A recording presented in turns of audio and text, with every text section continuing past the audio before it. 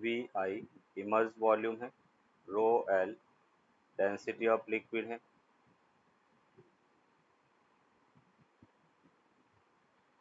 Density of liquid, और जी gravity acceleration है।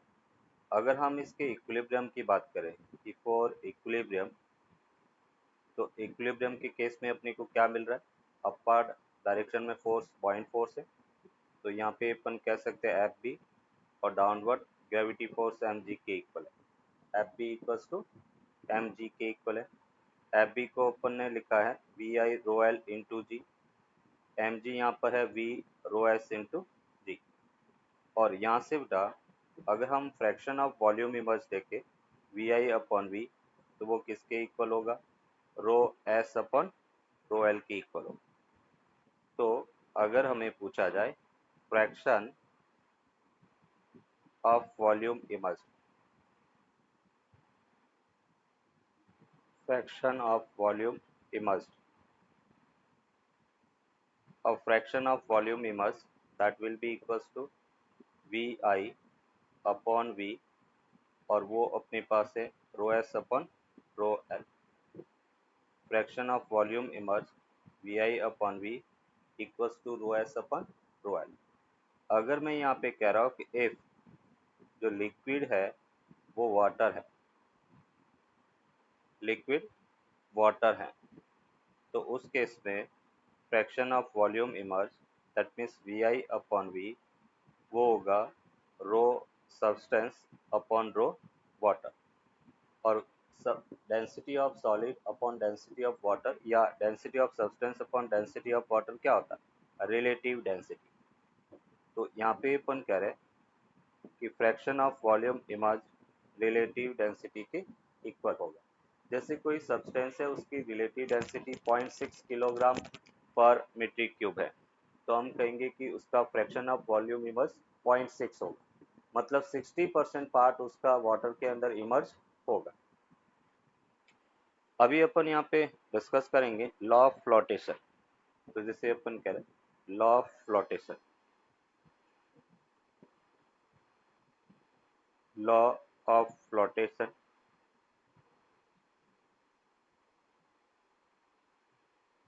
And law of flotation क्या कहता है, केस वन, केस वन में अपन कहेंगे if density of solid rho S less than rho L है, सॉलिड की डेंसिटी लिक्विड की डेंसिटी से कम है, तो हम कहेंगे the body will partially immerse, the body will partially immerse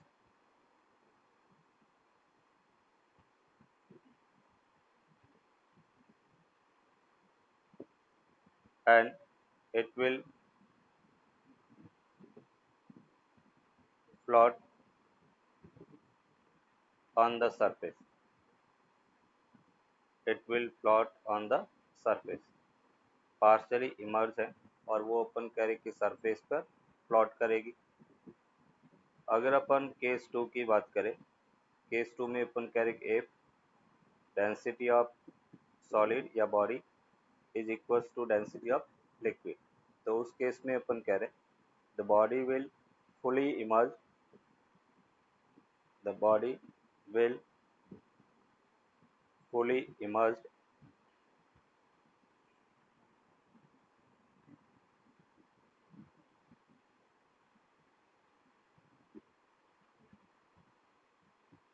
immersed and will float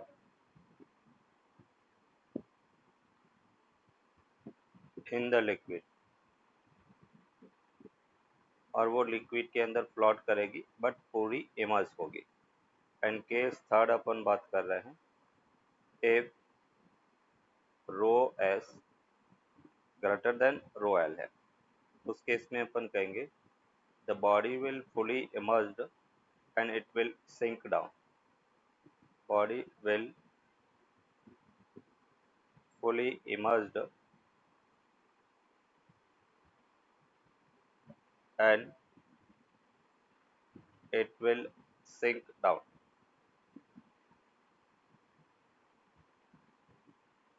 fully immerse होगी और it will sink down.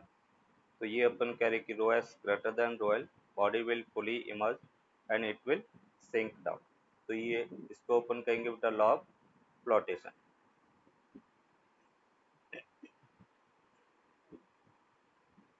Next अपन इससे रिलेटेड कुछ एग्जाम्पल बेटा अपन देखेंगे बुओयेंसी से रिलेटेड। ये जैसे अपन कह रहे कि एक कंटेनर है,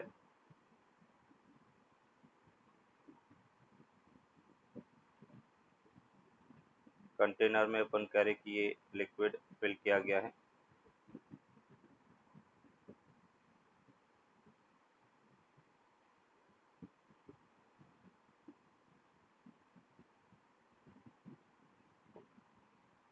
यस। और ये बेटा अपन कह रहे कि एक सर्कुलर बॉल है, ये बॉल है और उस बॉल को एक थ्रेड से या एक स्ट्रिंग से इस टाइप से बाइंड करके रखा है। और इस केस में बेटा अपन कह रहे हैं कि इस स्ट्रिंग के अंदर जो टेंशन है वो टेंशन टी नॉट है। टेंशन कितना? T not. और क्वेश्चन अपने को कह रहा है इफ द सिस्टम, अगर बेटा ये सिस्टम अपर डायरेक्शन में ए एक्सीलरेशन से मूव कर रहा है, तो if the system will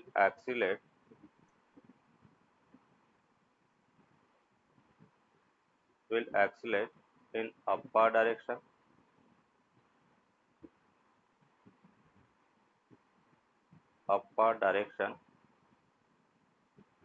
with acceleration a, then find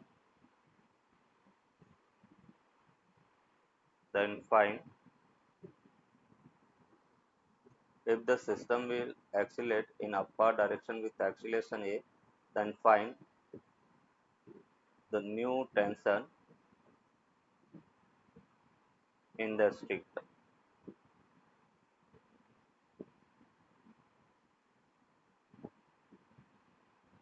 new tension कितना होगा वो टेंशन अपने को फाइंड करना। यहाँ से अपने को मिला F B minus M G minus T equals to mass into acceleration. और एफ बी को अपन लिख सकते हैं V rho L G effective G plus A के इक्वल होगा, माइनस वी ये बेटा अपन करें कि रो एस इंटू जी हो गया, और माइनस वी रो, हाँ अपने को टी चाहिए तो यहाँ पे अपन इसको टी को सेपरेट कर लेते। तो यहाँ से बेटा अपने को मिला T equals to V rho L minus rho S into G. एक मिनट, एफ बी माइनस बेटा M G minus M A, और उसको अपन लिख सकते हैं वी ये बेटा rho L G effective G plus A हो गया, माइनस बी ये बेटा रो एस इंटू जी, और ये अपने को मिला माइनस बी रो एस इंटू ए हो गया। और उसको अपन क्या लिख सकते हैं कि जी प्लस ए, और ये बेटा अपन कह रहे कि वी और रो एल माइनस रो एस के इक्वल होगा। अभी देखो यहाँ पे वी और ये गिवन नहीं है, उसको अपने को एलिमिनेट करना है। तो हमने यहाँ पे बेटा देखा है कि टी नॉट है वो किसके इक्वल है, we ji rho L minus rho S के इक्वल है। तो मैं वी जी को क्या लिख सकता हूँ, वी जी को बेटा आपने लिखा T not upon rho L minus rho S, ये वी जी की वैल्यू अपन पुट कर लेते हैं। तो यहाँ से बेटा अपने को मिला वी वी को एलिमिनेट करना है, तो मैंने यहाँ पे लिखा टी नॉट, जैसे अपने पास था टी नॉट इक्वल्स टू ये बेटा अपन कह रहे कि we ji rho L minus rho S के इक्वल था। यहाँ से मैं v को एलिमिनेट करता हूँ क्योंकि बाकी सब गिवन है, v गिवन नहीं, तो उसको अपन लिख सकते हैं T not upon G rho L minus rho S. ये वैल्यू बेटा यहाँ पे पुट करेंगे तो देखो हमें क्या मिला tension, that is equals to T not upon G rho L minus rho S into G plus A, और ये rho L minus rho S बेटा। देखो हमें डेंसिटी वगैरह कुछ भी गिवन नहीं था तो ये कैंसिल आउट हो गया, मतलब tension T that will be equals to T not 1 plus A by G के इक्वल होगा। ये बेटा अपन करें कि न्यू टेंशन होगा, that is the answer. A given है, जी हमें पता है और टी नॉट गिवन है, तो tension in the string T equals to T not 1 plus A by G के इक्वल होगा। ठीक है।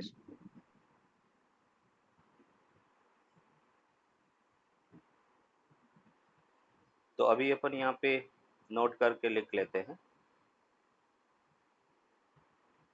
उसमें अपन कहेंगे कि इन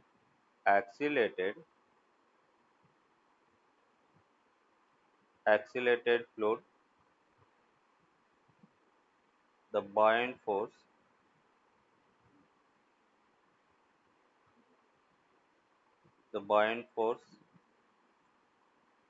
will be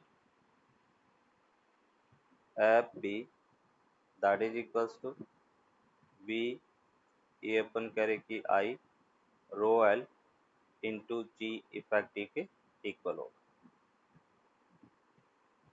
अगर अपन करें कि इसमें एक एग्जांपल अपन देखें, ये जैसे अपने पास एक कंटेनर है और कंटेनर के अंदर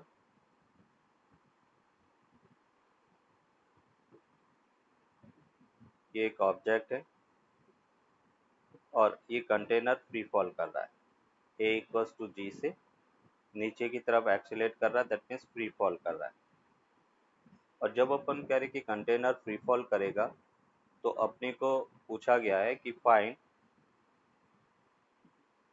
एफ बी, इस पर लगने वाला बॉइंट फोर्स कितना होगा, वो बॉइंट फोर्स अपने को फाइंड करना। बोलो कितना होगा। सर जो volume of the body into density of liquid into G minus है। जी माइनस जी है ना, फ्री फॉल कर रहा तो जी माइनस जी, तो क्या हो गया, जीरो हो गया। तो यहाँ पे अच्छा, जी से एक्सेलरेट कर, हाँ, हाँ। फ्री फॉल कर जीरो रहा है वन। ना, फ्री फॉल कर रहा है, इसका मतलब अपन हाँ कहेंगे जी से नीचे की तरफ हाँ, एक्सीलरेट वो करेगा। मैंने उसको नहीं देखा, मैंने हाँ उसको ए मान लिया। यस, तो ये बेटा अपन कह रहे कि पॉइंट फोर्स जीरो होगा। जीरो। तो जब एक्सीलेटेड कंटेनर है और एक्सीलेशन में अगर वो फ्री फॉल कर रहा है तो उस केस में अपन कह रहे कि जी इफेक्टिव जीरो हो गया, तो बॉइंट फोर्स भी क्या होगा, जीरो होगा। ठीक है सर। ऐसे भी कुछ एक्सपेरिमेंट होता है ना कि अगर आप फॉर एग्जांपल कोई बॉटल में आप होल कर दो और उसको पानी से भर दो, हाँ तो ऑब्वियसली पानी बाहर आ जाएगा, बट अगर उसको फ्री फॉल में है तो पानी अंदर ही रहेगा। यस, क्योंकि अपन कह रहे कि उस केस में उस पर कोई भी एक्स्ट्रा फोर्स नहीं लग रहा है, वो फ्री फॉल कंडीशन में होगा तो पॉइंट फोर्स जीरो होने के कारण वो लिक्विड बाहर नहीं निकलेगा। क्योंकि ठीक है, कोई भी मतलब ऑब्जेक्ट, उसका कारण यही है। हाँ, ठीक है। अभी जैसे बेटा अपन कह रहे कि यहाँ पर ये एक कंटेनर है और इस कंटेनर के अंदर मैंने इस टाइप से बेटा अपन कह रहे कि एक फिंगर को डिप किया, और अभी अपन कह रहे हैं जब फिंगर को डिप करेंगे तो उसका जो वेट है, वेट ऑफ द अपन कह रहे कि कंटेनर है, वो इंक्रीज होगा या डिक्रीज होगा। हम कह रहे हैं फिंगर को अपने सिंपल डिप किया है, जो अपना हैंड है वो इस कंटेनर के कांटेक्ट में नहीं है, केवल एक फिंगर को अपने जस्ट इस टाइप से डिप किया, तो अपनी को पूछा गया है कि उसका जो वेट फोर्स है W, उस पर क्या इफेक्ट होगा। फिर वो इंक्रीज करना चाहिए क्योंकि वॉल्यूम अंदर बढ़ के जो हमारे हाथ। हाँ, वॉल्यूम बढ़ गया है ना, और वॉल्यूम बढ़ेगा तो क्या होगा, तो देखो इसको अपन क्या कहेंगे, ये बेटा अपन कह रहे कि नीचे की तरफ आया तो हम कहेंगे कि ऊपर की तरफ बॉइंट फोर्स लगेगा। फिर जितना वेट डिस्प्लेस किया इस फिंगर ने उतना का उतना बेटा ऊपर की तरफ बॉइंट फोर्स लगा इस फिंगर पर। और हम कह रहे हैं कि जितना फोर्स लिक्विड वाटर पे लगाएगा उतना ही फोर्स, सॉरी, जितना फोर्स अपन कह रहे हैं कि लिक्विड है वो फिंगर पे लगा रहा है उतना ही फोर्स फिंगर है वो लिक्विड पे लगाएगा। तो अपन कह रहे कि जो नया वेट फोर्स है डब्ल्यू डैश वो बेटा कितना होगा, डब्ल्यू प्लस एफ बी के इक्वल होगा। मतलब बॉइंट फोर्स के जितना अपन कह रहे कि वेट फोर्स इंक्रीज हो जाएगा। क्लियर? हाँ सर। तो डब्ल्यू डैश वो अपन कह रहे कि डब्ल्यू प्लस एफ बी के इक्वल होगा।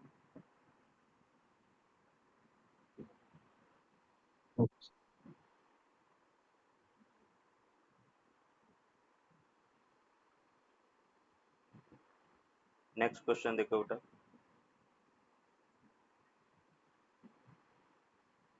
ये जैसे कंटेनर है,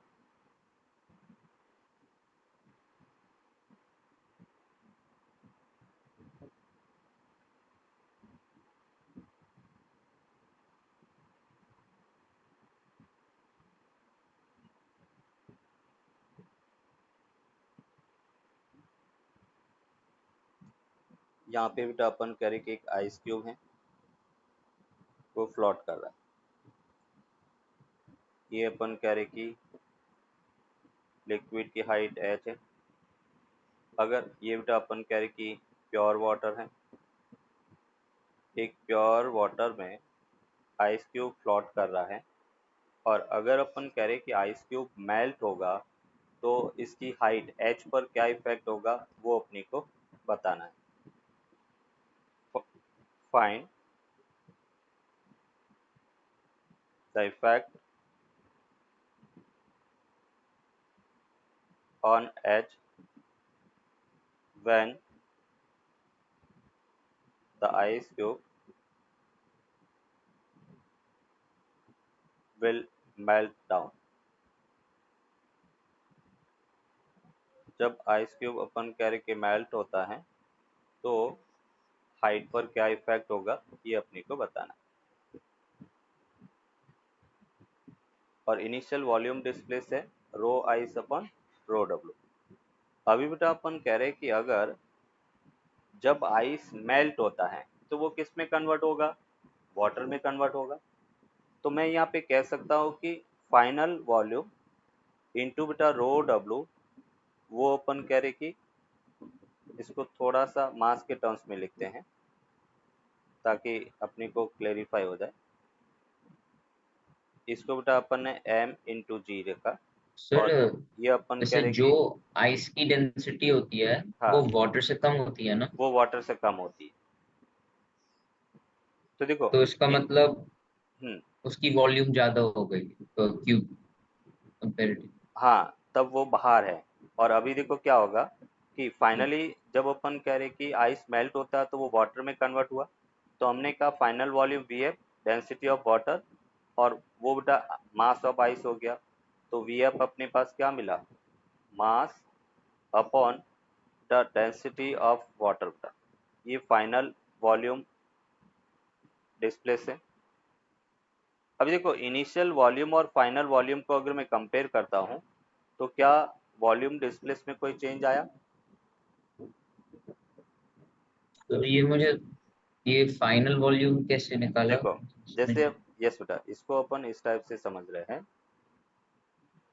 कि जो आइस है वो मेल्ट होगा तो किस में कन्वर्ट होगा, वाटर हाँ में। वाटर। तो अपन कह रहे मास तो कांस्टेंट होता है, तो ये अपने पास मास ऑफ द आइस हो गया, और वो कन्वर्ट हो रहा है वाटर में, तो हमने कहा कि final volume into density of water लिख सकते हैं। हाँ सर। तो यहाँ से अगर हम कितना वॉल्यूम ऑक्यूपाई करेगा वो मास जब वाटर में कन्वर्ट होगा, तो वो अपने को मिला मास ऑफ द आइस इनटू ठीक है सर। Density of water. और ये भी बेटा क्या है, मास हाँ of the ice density of water. अभी अपन वी आई और वी एफ को कंपेयर करें तो वी आई इक्वल्स टू बेटा वी एफ है। मतलब अपन कह रहे हैं कि जो ये वॉल्यूम पहले बाहर था और जैसे ही मेल्ट होगा तो वो पूरा इसी के अंदर आ जाएगा। तो वॉल्यूम ठीक है सर। डिस्प्लेस इनिशियल और फाइनल सेम है, इसका मतलब हम कह सकते हैं एच रिमेन्स कांस्टेंट। हाइट है वो कांस्टेंट रहेगी, हाइट में कोई चेंज नहीं होगा। जैसे अपन और फ्री। सर अगर आइस के जगह कुछ और यूज किया हो तो इसकी डेंसिटी डिफरेंट होती तो? हाँ, तो उसके अकॉर्डिंग चेंज होगा, देखो कैसे। जैसे एक और क्वेश्चन अपन एक एग्जांपल अब देख रहे हैं।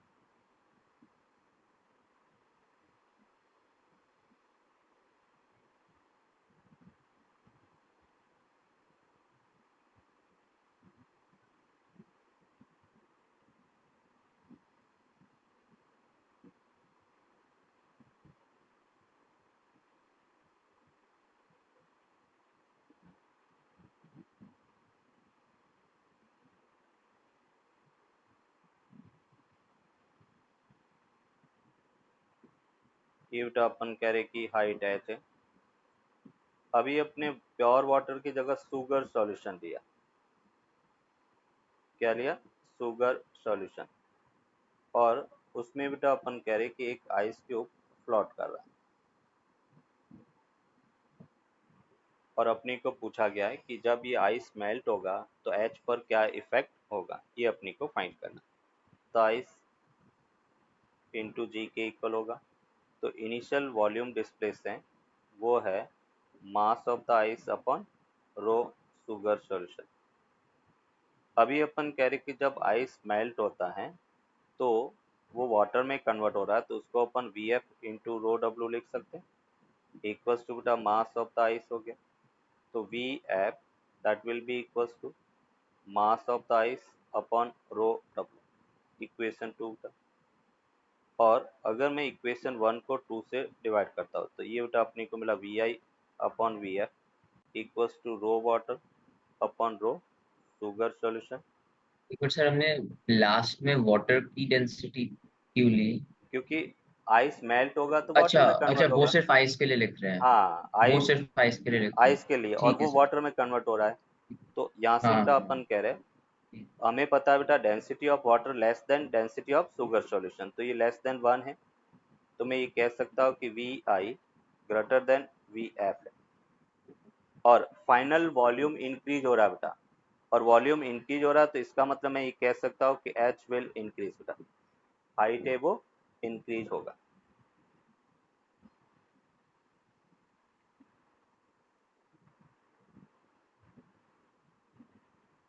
सर वैसे अगर, अच्छा ठीक है ठीक।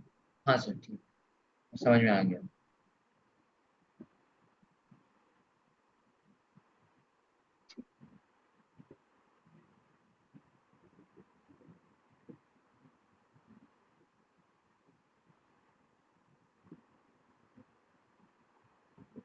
ये जैसे बेटा अपन कह रहे कि हाइट एच है। अभी एक इस टाइप से बेटा अपन कह रहे कि शुगर सॉरी आइस क्यूब है, और आइस क्यूब के अंदर बेटा एक स्टोन है ऐसे, और वो फ्लोट कर रहा है। आइस क्यूब के अंदर एक स्टोन है और ये इस टाइप से फ्लोट कर रहा है। हाइट कंटेनर के अंदर लिक्विड की एच है, ये प्योर वाटर है। अभी अपन कह रहे हैं कि जब ये आइस क्यूब मेल्ट होगा तो हाइट पर क्या इफेक्ट होगा, ये अपनी को फाइंड कर। नहीं सर, सही है। अभी बेटा अपन इस दोनों को कंपेयर करते हैं, तो देखो फर्स्ट वाली टर्म दोनों में कॉमन है, मतलब आइस के कारण कोई भी वॉल्यूम डिस्प्लेस मतलब कोई भी वॉल्यूम में चेंज नहीं आएगा। बट स्टोन वाला जो अपन कंपेयर करेंगे तो देखो अपने को क्या मिलता है, यहाँ पे बेटा अपने का V I upon V F दोनों को डिवाइड किया है। तो V I is greater than V F. हाँ, तो रो स्टोन अपॉन बेटा रो वाटर हो गया, और वो ग्रेटर देन 1 है। इसका मतलब फाइनल वॉल्यूम डिक्रीज हो रहा है, और फाइनल वॉल्यूम डिक्रीज हो रहा है तो हाइट है वो क्या होगी, डिक्रीज होगी। ठीक ठीक सर। तो ये अपन कह सकते हैं कि हाइट विल बी डिक्रीज। ठीक है सर। मेरे से सेकंड इक्वेशन गलत आ हाँ, गई थी, वो फाइनल वॉल्यूम। अभी देखो ये नेक्स्ट क्वेश्चन देखो, जो जेई में 2-3 बार पूछा जा चुका है।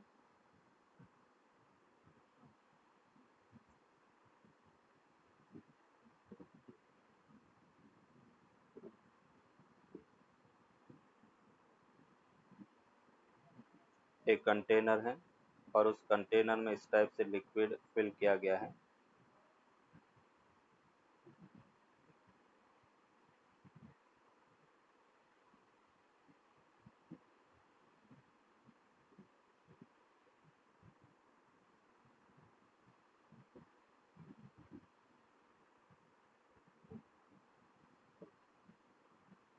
ये हाइट h है बेटा, और यहाँ पे अपन कहेंगे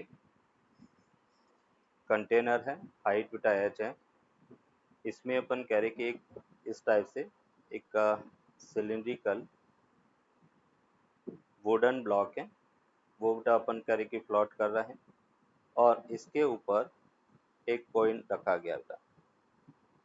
ये अपन कह रहे कि 5 रुपीज कॉइन है। अभी जब अपन कह रहे कि फ्लोट कर रहा है, तो लिक्विड की हाइट बेटा h है, और ये जो डिस्टेंस है वो बेटा l के इक्वल है, मतलब l लेंथ उसमें इमर्ज है वाटर के अंदर। अभी अपन क्या कर रहे हैं, इस कॉइन को वाटर के अंदर ड्रॉप कर रहे हैं, मतलब कॉइन को वुडन जो प्लांक है या वुडन, ये वुड का है, वुडन ब्लॉक है, वुडन सिलेंडर। इस वुडन सिलेंडर से इस कॉइन को उठाकर वाटर में अपन ड्रॉप कर रहे हैं। तो अभी एल और एच पर क्या इफेक्ट होगा, वो अपनी को फाइंड करना। तो क्वेश्चन है, when the coin is dropped in water, then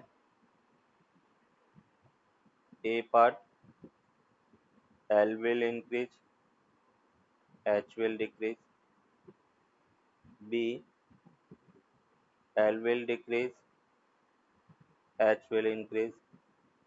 C, L will decrease, H will also decrease. And D, L will increase and H will increase. Both will decrease. Good. तो इसको अपन कह सकते हैं बेटा, initially अपन कह रहे कि V I rho W G equals to, हम इसको कह सकते हैं mass of the coin plus mass of the wood into G के इक्वल होगा। तो initial volume displace, that is mass of the coin, density of water, mass of the wood, density of water, that is equation 1। अभी अपन कह रहे कि coin को हम water के अंदर जैसे ड्रॉप करेंगे, उस केस में अभी फाइनल वॉल्यूम डिस्प्लेस क्या होगा। तो जो वुडन ब्लॉक है वो अपन कह रहे कि अपने वेट के बराबर, तो ये रो डब्ल्यू हो गया, और जो कॉइन है वो अपने वॉल्यूम के बराबर वाटर डिस्प्लेस करेगा, तो ये रो कॉइन हो गया। अब इस दोनों को बेटा कंपेयर करें, तो देखो ये वाली टर्म दोनों में कॉमन है, और जब दोनों में कॉमन है और अपन V I upon V F की बात करेंगे, तो वो अपने को मिला density of coin upon density of water, और ये वैल्यू बेटा लेस देन 1 है। इसका मतलब मैं ये कह सकता हूँ कि V I less than V F, sorry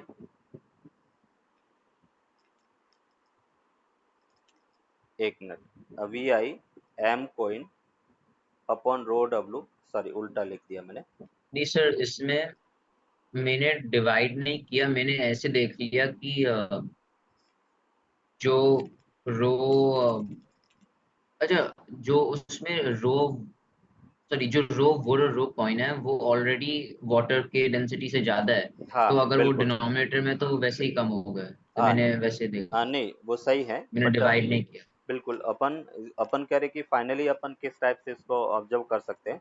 तो ये बेटा अपन हाँ कह रहे सर। हैं, क्योंकि एग्जाम में अगर पूछा सर तो जाए। उसमें फिर मेरा वो हाँ। उल्टा आ गया, उसमें नहीं V I is greater than V है। नहीं, वही आएगा, उल्टा नहीं आएगा, सही आएगा। मेरा रॉन्ग था। अपन कह रहे कि density of coin greater than density of water होता है, तो ग्रेटर देन 1 हुआ, मतलब अपन कह रहे हैं कि हाँ V I greater than V R. Final volume decrease हो रहा है, ठीक है। तो हम ये कह सकते हैं एच विल डिक्रीज बेटा। अभी देखो, जब एच डिक्रीज हाँ हुआ सर। और उस वुडन ब्लॉक से कोइन हटा, तो वुडन ब्लॉक ऊपर मूव करेगा। ऊपर जाएगा। तो अपन यहाँ पर कह सकते हैं कि एच है वो डिक्रीज होगा। उस केस में बेटा एल को भी क्या होना पड़ेगा, डिक्रीज होना पड़ेगा। तो H and L both will decrease, C is the correct answer. हाँ सर।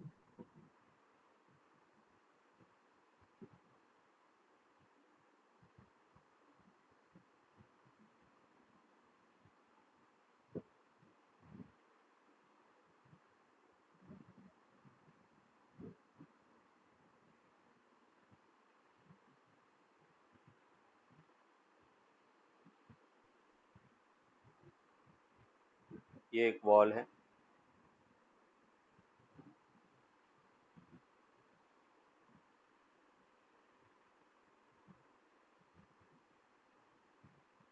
एच हाइट तक बेटा अपन कह रहे कि इसमें वाटर फिल किया है।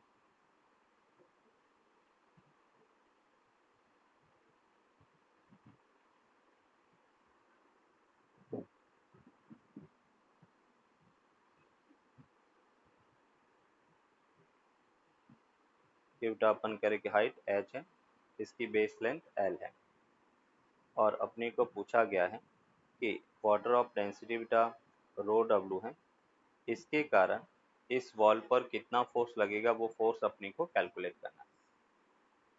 अभी देखो कैलकुलेट कैसे करेंगे, तो यहाँ पे बेटा अपन ये कह सकते हैं, एक वाई डिस्टेंस पर डी वाई लेंथ का एक एलिमेंट लिया बेटा। तो हमने वाई डिस्टेंस पर इस टाइप से बेटा अपन कह रहे कि डी वाई लेंथ का एक एलिमेंट लिया। ये डिस्टेंस बेटा कितना है, वाई है, और ये डी वाई है। अभी अपन कह रहे कि इस वाटर के कारण ये बेटा इस टाइप से अपन कह रहे कि इस पर फोर्स लगाएगा, और ये फोर्स बेटा हॉरिजेंटल होगा। ये जो फोर्स है वो इस स्ट्रिप पर हॉरिजेंटल होगा। और फोर्स क्या होता है बेटा, फोर्स होता है प्रेशर इनटू एरिया। तो अगर मैं इस पॉइंट पे बेटा फोर्स की बात करता हूँ, तो फोर्स डी एफ ये बेटा हॉरिजेंटल होगा। वर्टिकल फोर्स जीरो होगा, क्योंकि वॉल स्ट्रेट है। तो उसको अपन कह सकते हैं प्रेशर। प्रेशर अपने को मिला रो एच रो जी बेटा, तो ये अपने पास एच रो डब्ल्यू इंटू जी। एच ये बेटा अपन कह रहे कि रो डब्ल्यू इंटू जी, ये प्रेशर हो गया, इंटू एरिया। एरिया बेटा क्या होगा, एल इंटू डी वाई, ये डी एफ एच है।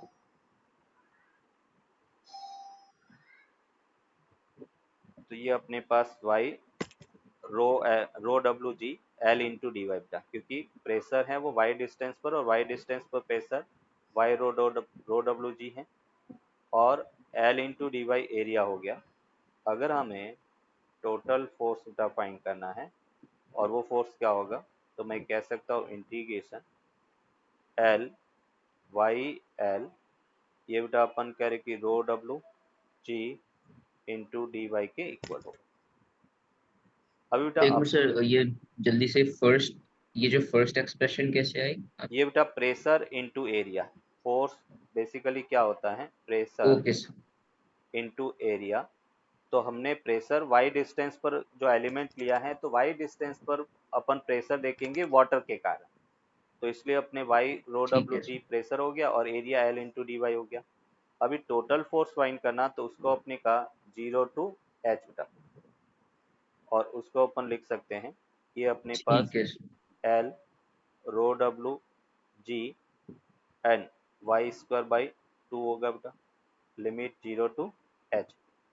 तो उसको अपन लिख सकते हैं 1/2 rho W G L H square के इक्वल होगा। ये बेटा अपन कह रहे इस पर लगने वाला फोर्स होगा half rho G L into H square होगा। अब इसका अल्टरनेटिव बेटा अपन देखेंगे कि शॉर्टकट विदाउट इंटीग्रेशन अगर सॉल्व करना है तो हम कैसे इसको सॉल्व कर सकते हैं। तो हम कहेंगे कि जो फोर्स है और वो फोर्स होगा average pressure into the projection area, average pressure into projection area. Average pressure क्या बेटा, जैसे टॉप मोस्ट पॉइंट का प्रेशर है 0 बेटा, वाटर है ही नहीं उसके ऊपर, हम एटमॉस्फेरिक प्रेशर को कंसीडर नहीं करेंगे, केवल वाटर के कारण पूछा गया तो 0 हो गया। बेस पर बेटा प्रेशर कितना होगा, रो डब्ल्यू जी एच, एच रो जी, और एवरेज है तो डिवाइड बाई 2 कर दिया, into projection area H into L के इक्वल हो गया। तो देखो सेम आंसर अपने को मिला, half rho W G L H square के इक्वल होगा। ये बेटा अपन कह रहे कि हॉरिजॉन्टल फोर्स होगा। तो जब भी अपनी को फोर्स पूछा जाए तो हम डायरेक्टली बेटा average pressure into projection area consider कर सकते हैं। तो टॉर्क को अपन कैसे फाइंड कर सकते हैं, तो ये बेटा tau naught that will be equals to integration L rho W G, ये अपन कह रहे कि Y H minus Y D Y, और वाई कहाँ से कहाँ बेटा 0 टू एच।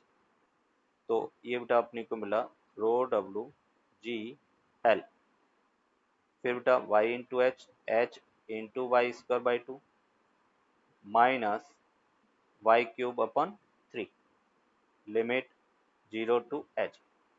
तो इसको बेटा आपने लिखा रो डब्ल्यू जी एल, ये अपने पास H cube upon 2 minus H cube upon 3 के इक्वल, और उसको अपन लिख सकते हैं रो डब्ल्यू जी एल, और ये बेटा अपने को मिलेगा एच क्यूब अपॉन 6 के इक्वल होगा।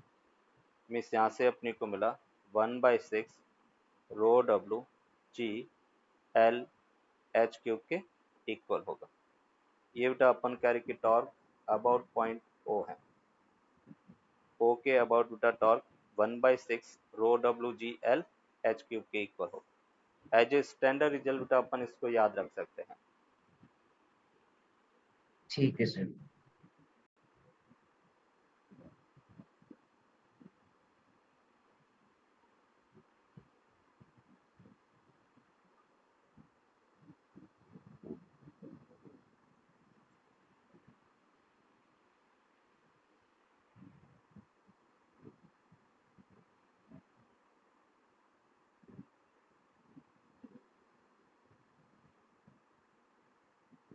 ये बेटा एच हाइट तक लिक्विड है,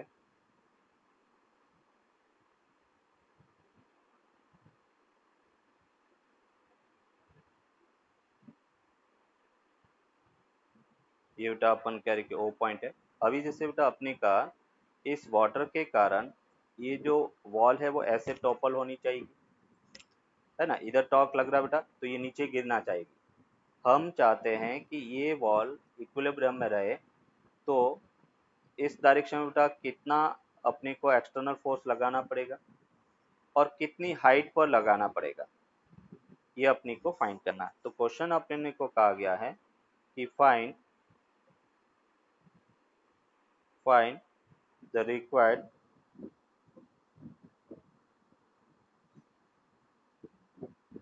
external force, find the required external force to keep the wall in equilibrium, and also find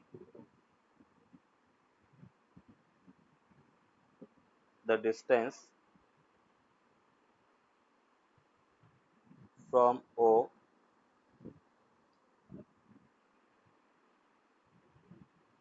also find the distance from O, मतलब O से किस हाइट पर ये फोर्स लगाए ताकि ये बॉल इक्विलिब्रियम में बनी रहे।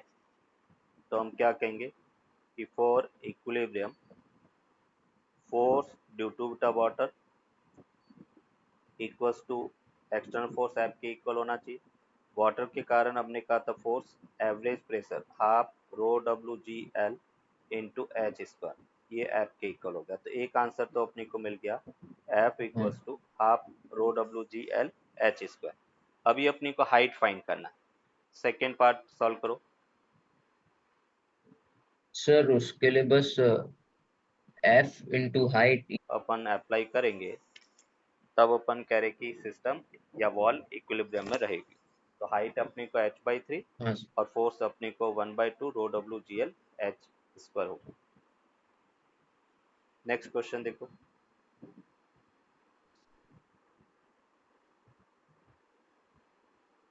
ये जैसे बेटा अपन कह रहे कि एक आर रेडियस का सिलेंडर है,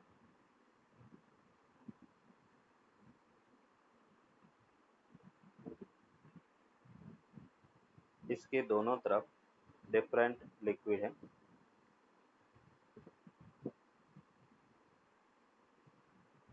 रेडियस इसकी आर है,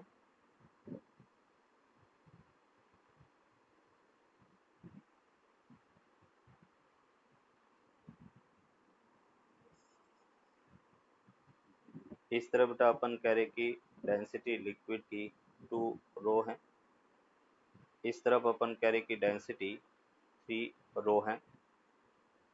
ये बेटा अपन कह रहे कि रेडियस कैपिटल आर के इक्वल है, दोनों तरफ दो डिफरेंट लिक्विड बेटा फिल किए गए हैं।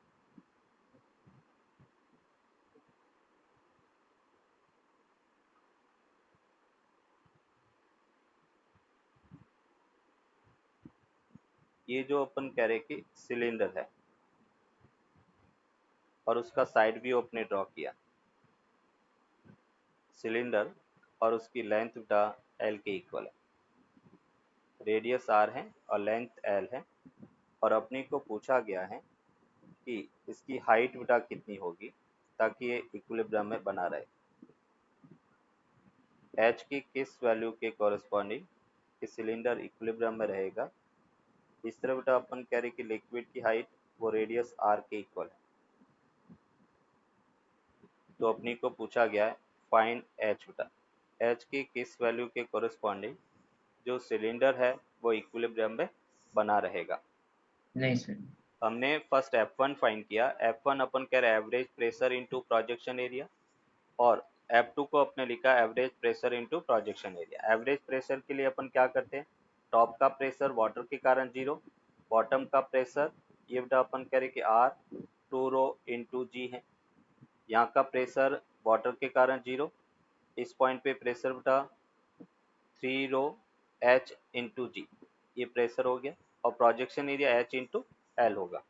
तो यहाँ से अपने को मिला, इस 2 से 2 बेटा कैंसिल आउट हो गया, तो हम ये कह सकते हैं rho G L R square equals to 3/2, और ये बेटा rho G L H square के इक्वल होगा। तो यहाँ से रो जी एल से rho G L cancel out, H square equals to बेटा 2/3 आर स्क्वायर के इक्वल होगा। तो हम ये कह सकते हैं H equals to under root 2/3 R के इक्वल होगा। तो ये बेटा अपन कह रहे कि इसकी हाइट होगी H equals to root 2/3 R. इतनी हाइट पर अपन कह रहे इतनी हाइट का 3 रो डेंसिटी का लिक्विड रखेंगे तो सिस्टम इक्विलिब्रियम में बना रहेगा।